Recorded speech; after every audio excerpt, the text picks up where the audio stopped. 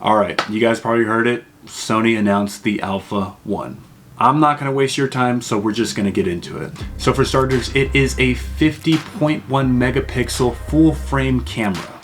It can shoot 8K 10-bit up to 30 frames per second, 4K 10-bit up to 120 frames per second. It is a full-size HDMI 16-bit RAW out. It has real-time face tracking, and it even has real-time eye detection for birds, in which I think they're actually going to be doing something for other animals as well too, so you can do more eye detection for those animals, especially if you're going to be doing photography, which will help out a lot. And I'm thinking videography is going to be a really big plus, especially being the fact that it's going to be eye detection. That helps out tremendously. It has in-body stabilization, which is going to be a very big benefit. I think all of these new cameras are going to be having in-body stabilization. If they don't, then that's a problem, but this camera, it does. And the biggest thing that people want to know, how much is it? Well, it's going to come in at $6,500. Now, what I want to talk about in this video is, first things first, is it worth $6,500? And will this be a camera for you? And will I be actually investing in this camera as well too for the work that I do personally? So let's go over the benefits, which are going to be the pros, and then we'll also go over some cons because, again, not everything is perfect. Now, first things first, when it comes down to the pros, it is absolutely amazing for the fact that it can shoot 4K up to 120 frames per second. And if I'm not mistaken, that's actually without any crop. Now, I have the Canon EOS R, and when you shoot in 4K, unfortunately, it does crop the picture. Unlike Sony, where when you do shoot in 4K, there is no crop, which is absolutely fantastic. Now, another pro is the fact that it can actually shoot 8K up to 30 frames per second. 4K is amazing, obviously 8K is going to be better.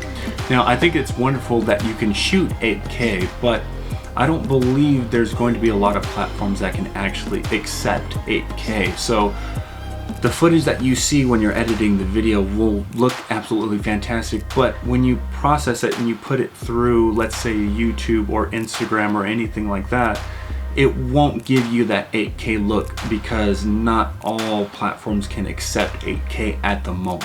It shoots in S-Log3 if you're going to be using a log profile, which is very beneficial if you want to bring out more of the colors in your video. So having a picture profile such as log is going to be very beneficial. Now, with the camera, one thing that I don't like is the fact that the flip out screen doesn't flip out.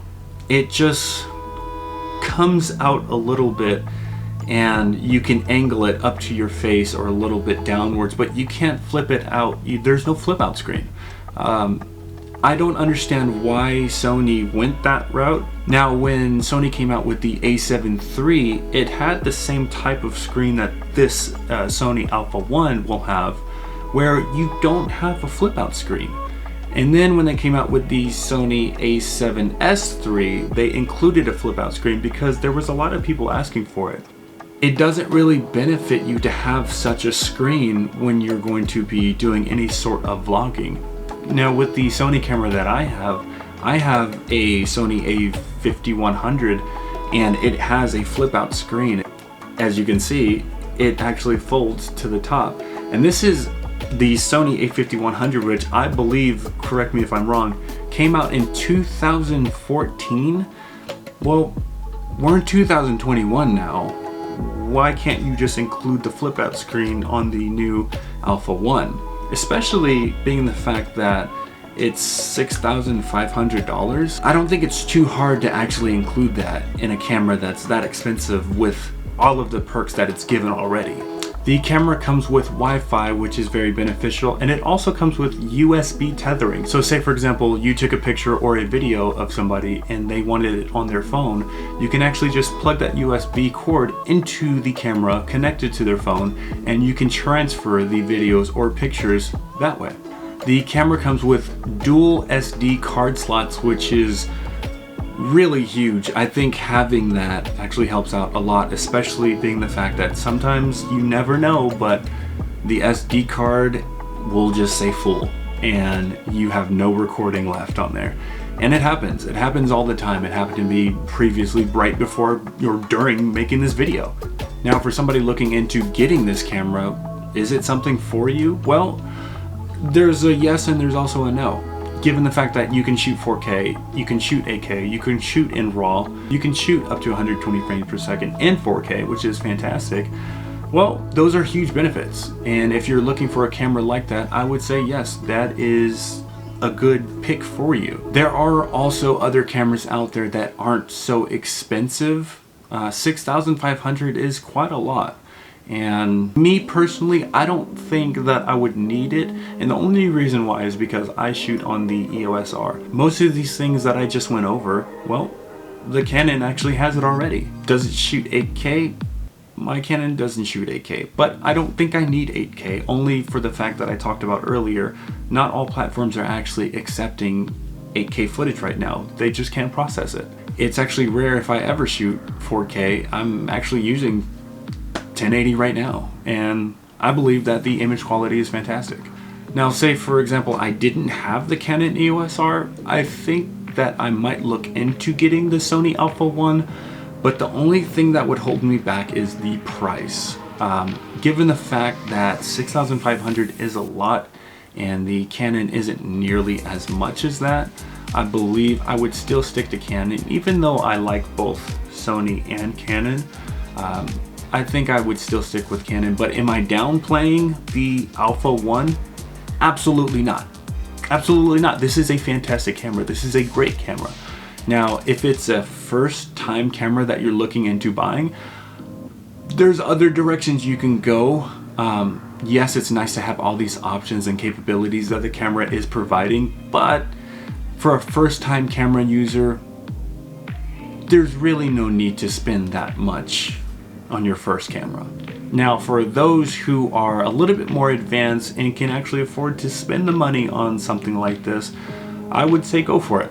Sony makes absolutely great products. The Sony a7S III was a fantastic product, and now they're coming out with this new one, and I'm excited to see what it's like. Do I want to get my hands on it? Absolutely. I would love to get my hands on it. But from what I hear, it's not coming out until March. Now, overall, going over the specs, you know, everything looks great. I think this is one of those moments where I can't really say too much until I get my hands on it, because you never know. If I get my hands on it and I like it more than my Canon, then I might switch teams, I don't know. But for the time being, I will still continue to use my EOS R, which I love. But I am looking forward to this new Sony camera coming out. I want to get my hands on it. I think that's the best way to test out product. It's not just from watching the videos and reading the specs on it, but actually physically getting your hands on it to test it out yourself. So I think we just have to wait. That's it for me, guys. I hope you enjoyed this video. If you liked it, go ahead and hit the like button, and please subscribe. I post videos like this, and I'm going to continuously post videos like this. I want to get to 50 subscribers by the end of next month, and I think it's possible with your guys' help. Obviously, I need to pump more content, which I will be doing. If you guys have any questions, comments, concerns, leave them down below. Other than that, you guys have a good day.